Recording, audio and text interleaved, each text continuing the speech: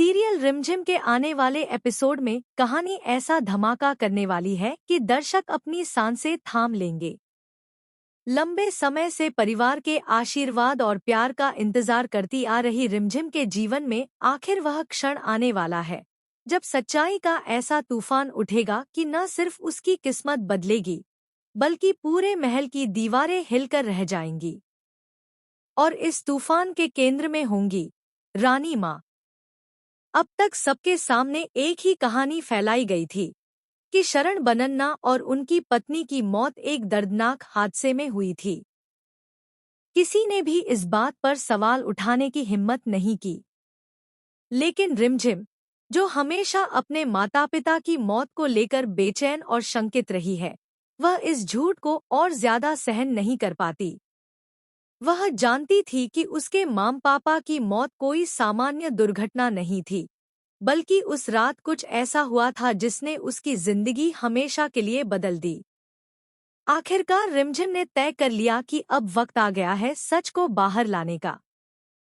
चाहे सामने वाला कोई भी हो, चाहे कीमत कितनी भी बड़ी क्यों न हो। और एक शांत रात, जब महल की गलियों में सन्नाटा पसरा था, रिमझिम धीरे धीरे रानी माँ के कक्ष तक जाती है। उसके दिल की धड़कनें तेज हैं, हाथ कांप रहे हैं, पर आंखों में सच्चाई की चमक है। रानी माँ रिमझिम के चेहरे पर अजीब सी घबराहट और दर्द देख लेती हैं। वह उसे पास बैठाती हैं और पूछती हैं, बेटी, क्या बात है? क्यों इतना परेशान लग रही हो? और रिमझिम पहली बार अपने सीने में दबी उस सच्चाई को बाहर निकालती है जिसे वह इतने सालों से अकेले ढो रही थी। टूटती हुई आवाज में, आंखों में बहते आंसुओं के साथ वह कहती है, रानी माँ, मेरे मम्मी पापा की मौत हादसा नहीं थी। उनका उनका मर्डर हुआ था। यह सुनकर रानी माँ का दिल धड़क उठता है। वह हिल जाती है, लेकिन रिमझिम आगे बोलती है, ये कोई साधारण साजिश नहीं थी। ये सब प्रताप शाह ने किया था। रानी माँ जैसे पत्थर की मूर्ति बनकर बैठ जाती है।